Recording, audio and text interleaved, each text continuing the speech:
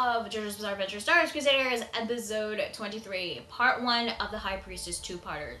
Now, I heard that the High Priestess chapters were around 3 to 4 chapters, so I was wondering as to how David's production was going to extend this into 2 episodes, and they did this by adding some additional scenes and filler into the episode itself. And honestly, I think they did a pretty good job at it. The filler wasn't bad, it was actually pretty good. However, there were some additional scenes that did slow down the pacing a bit, but David's production still did a good job with it overall. Now, first half of the episode was basically Jotaro and the others on the submarine, which apparently this was a type of submarine that the rich would use to explore the ocean floor. Once again, Polnareff was hilarious in this episode. I mean, he was so excited just taking a look out that window, seeing the ocean. Honestly, I did find it kind of cute because he was kind of acting like a child in a way. And I'm surprised that Abdul is capable of driving a submarine. I wouldn't have thought Abdul, of all people, a fortune teller from Cairo, being capable of driving a submarine. Then again, he was away for 2 weeks, so he must have learned a couple things during his recuperation time, I guess. There was this funny scene when Joseph said that he could also pilot the submarine, but Jotaro was like, no, I'm not letting you crash this thing. Silly Jotaro, that only applies with planes. But in all seriousness here, they've gone through almost every single type of vehicle, every type of modes of transportation as of late. All that is left is canoeing, hot air balloons, blimps, and a space shuttle. Well, a space shuttle is definitely out of the question since they're not going to space, and plus, these guys on a space shuttle will spell disaster. Now, I can't help but feel like this might be some sort of reference to Battle Tendency, whether this was intentional or not, but there was this one scene when Calculating opened a refrigerator and it was stocked with Coca-Cola. When I saw that, I instantly thought of Joseph back in Battle Tendency, the first episode of that part, using the Coca-Cola combined with Hamon to break that dirty cop's finger. So I don't know if that was like a reference or not, but there was actually 2 more references to Battle Tendency. One of them consisted of a person that Joseph was planning to make a phone call on a submarine, yeah. And that person resided in New York, and it's none other than Suzie Q! Yes, we get to see Suzie Q, and it's been such a long time since we last saw her. She's definitely aged, but she's still the same old Suzie back in Battle Tendency, which was great. I really did like her back then, and I still like her now. Also, I kind of feel like an idiot for not recognizing that it was her in the preview that was speaking and not the stand user for High Priestess in the preview, so yeah. The second reference came from the cover of a magazine, which was Smokey Brown as Mayor of New York. Am I bummed out that we don't get to see him? Kind of. But then again, what would he contribute during Stardust Crusaders? I don't know. So anyway, Suzie and Joseph were talking to each other on the phone, and Suzie does not know about Holly's condition and of course his trip with Jotaro and the others to Egypt. She was pretty much in the dark, and she was planning to visit Holly, but Joseph does not want her to go. She does not want her to worry about this because he wants to make sure everything goes back to normal as soon as possible. It's understandable why he didn't tell her, but then again, she is Holly's mother, so I can't help but feel like she does have a right to know, and I think it's only a matter of time before she does know what is going on. And we're also introduced to a new character named Rosas. I don't know what his connection is to the Joestars in this, but I think he might be the butler. He looks more like a limousine driver, so I really don't know. But Rosas apparently knew about Joseph's trip and also has not told Suzie about it, even though he kind of wants to. But Joseph does not want him to tell her.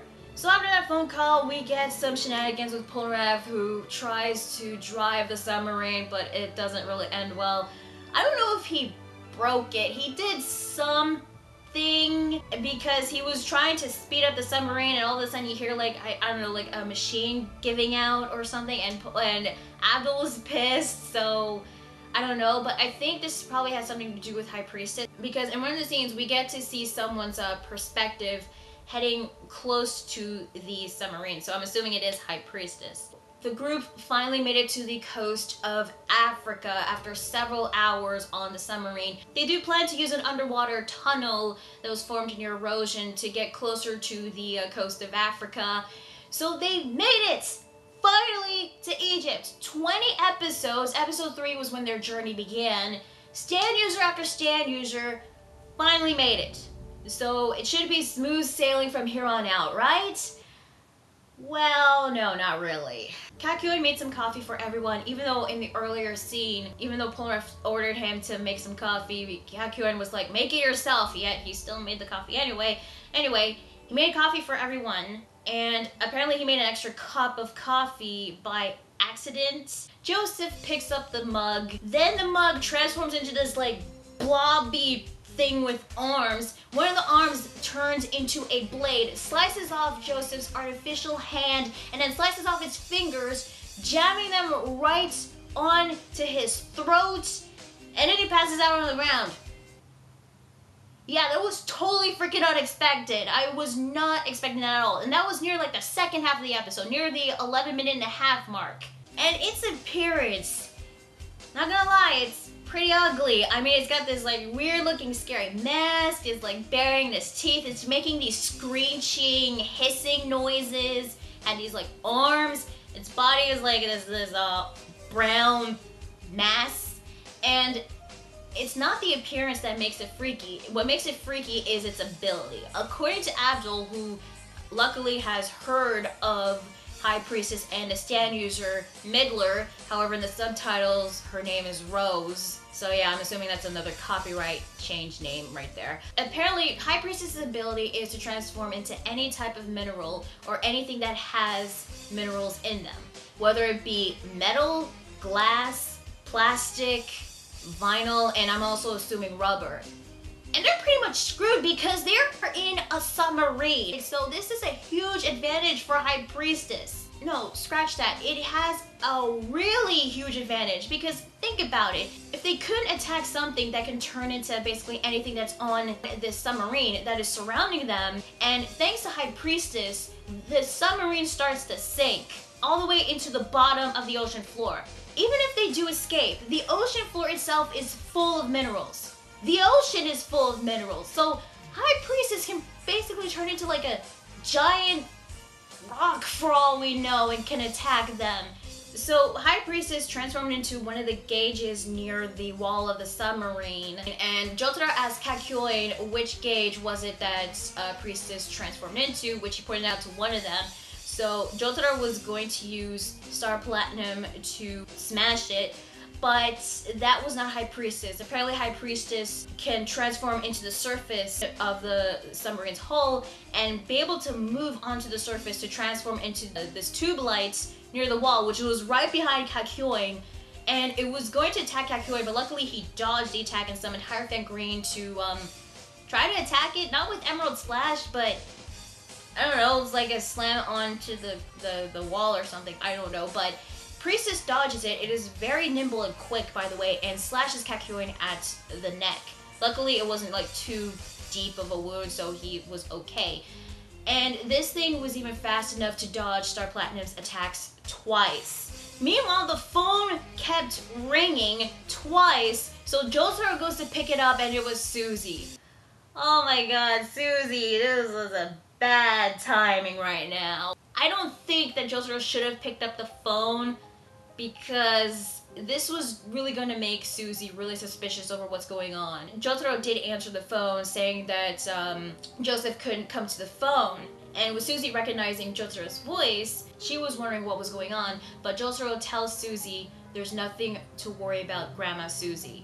So Jotaro could call Suzie Ba-chan, means Grandma Suzie, yet when it comes to Joseph, he calls him Gigi, or old man. So Jotaro has more respect with Suzie than Joseph? Maybe? Well, I don't know, it's really hard to tell with Jotaro, but deep down he does care for his family. Suzie, she was like wondering why Jotaro was with Joseph, but she was happy to hear his voice since it was so long since she last heard or saw him. I wonder how long exactly. We do get to see like a picture of Holly and Jotaro, a younger Jotaro, you know, before he became the big tough guy in high school. Which I thought the picture was like really nice, and it was nice to see a younger Jotaro, you know, before he became the guy he is now. Suzie knows that with Jotaro there with Joseph, she knew that he was helping Joseph in many ways, and this causes Rosas to tear up because Suzie really has no idea about Holly's condition, and according to Rosas, her condition was getting worse and worse by the day. Now back with Jotaro and the others in the submarine, the oxygen levels were getting low, so they have no choice but to head to the next room and trap High Priestess, which obviously it's not gonna work because I'm pretty sure High Priestess will definitely seep through the cracks. Apparently it can also like dig its way out of the room. But before they can even get the chance to like open the door and leave, Priestess turned into the door wheel thing that Abdul was holding on to. And Abdul did not let go. Even though he was thinking, I should definitely take my hands off this thing, he didn't let go. I don't know like how much time passed between High Priestess being discovered by Abdul, and then Jotaro using Star Platinum to capture it. Really, Abdul, why didn't you let go? Yeah, but luckily Star Platinum did capture it. Polnareff tells Jotaro that he should just rip its head off, and I don't know if this was like a bit of a homage to Whole Horse, but Jotaro said, aye aye sir.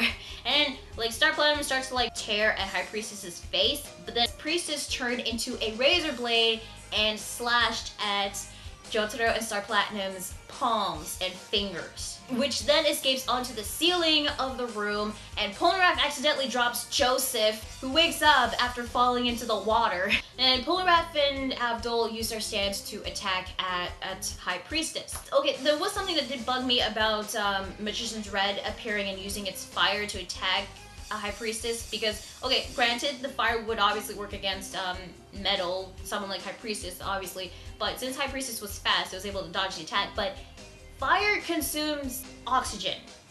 It needs oxygen to burn, so with what little oxygen they have left, wouldn't all that oxygen be lost with the fire? With Silver Chariot, it tries to pierce it with its rapier sword, but High Priestess hardened its skin to a metal that not even Silver Chariot can pierce it.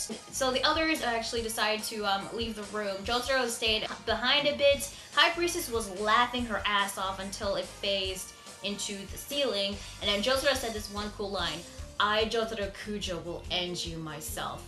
So yeah, this is definitely hinting at another epic Star Platinum beatdown, although considering that the stand user is Midler, aka Rose, a female, I wonder how that is going to turn out. So their option left at the moment was to escape the submarine, but since they're at the bottom of the ocean floor, how are they going to get to the surface? By scuba diving. Yes, they're now going scuba diving. Also, Jotaro was kind of a bit of an asshole to Joseph because he asked Jotaro to help him out, but he was like, do it yourself. He's missing an arm. Obviously, he wouldn't be able to like put on all that scuba gear by himself, but yeah. So they're gonna go scuba diving to escape the submarine, where we see a mouth, courtesy of High Priestess, on the surface of the floor. I don't know if this is the ocean floor or the submarine's floor, but that was basically where the episode ends. God damn you cliffhangers. So overall, this episode was a really good one. I liked it, and it was a pretty good start to the High Priestess 2-parter. I did like the additional scenes and the filler used in the episode. However, parts of it did kind of slow down the pacing of it, but it definitely picked up near the second half with High Priestess's appearance. What do you think of High Priestess? So far, this is a pretty freaky, weird little stand. I mean, having the ability to transform into anything that contains minerals. It has a huge advantage, especially what was shown in the preview. I mean, seriously, how is Jotaro gonna beat this thing? The stand user Midler, well, we don't get to see her appearance. She's somewhere at the surface, according to Abdul, so this is another one of those long distance stands, or an automatic type stands that I heard about. I don't know the actual types of the stands currently right now. I think that's explained more in Diamond is Unbreakable Part 4. But yeah, Midler is somewhere at the surface of the ocean. I don't know if we're going to see her, because I heard her appearance wasn't shown in the manga, but she was featured in one of the video games. So maybe we will see her appearance. I just hope she's not gonna like end up as the Sun stand user, because that would have been a total cop-out. Especially since she is the second female stand user out of Dio's minions. Actually third, I forgot to count Enya. Animation and artwork were once again good as always. The voice acting, again, good as always. And the OST soundtrack, definitely spot on. It definitely added the tension of Jotaro and the others dealing with High Priestess while trapped in a submarine at the bottom of the ocean floor. Yeah, overall, really good episode. I liked it. Now, next week's episode, what was shown in the preview, it seems that they are also caught in another pinch when they do escape. They didn't reveal not a lot, but from what it looks like, it seems that Jotaro and the others were eaten by High Priestess. So, yeah, I was kind of right about the whole ocean floor being minerals thing, and High Priestess is gonna turn into something, maybe a giant rock that eats them, I don't know. I just hope we get to see Midler, at least the stand user. We don't get to hear her talk, or at least Midler talk through the stand. It's basically her just hissing and screeching. So yeah, I don't know what's gonna happen next week, but I do know that Jotaro is gonna be the one to defeat the stand and the stand user. How is he gonna do that? I don't know, but I'm probably gonna expect another epic Star Platinum beatdown. And I'm definitely looking forward to seeing next week's episode. So, the episode is currently out on Crunchyroll, so if you want to check it out, I'll leave a link in the description down below. And tell me guys, what are your thoughts on this week's episode of Stardust Crusaders? Did you like it? Did you hate it? What are your thoughts on the filler and the additional scenes added into the episode? And what are your thoughts on High Priestess so far? Let me know in the comments below. Be sure to like the video if you like it and subscribe for more videos. And be sure to check out my Facebook fan page and Google+. So yeah, that is JoJo's Bizarre Adventure Stardust Crusaders episode 23. I'm Respond 27, and I will see you guys later. Bye.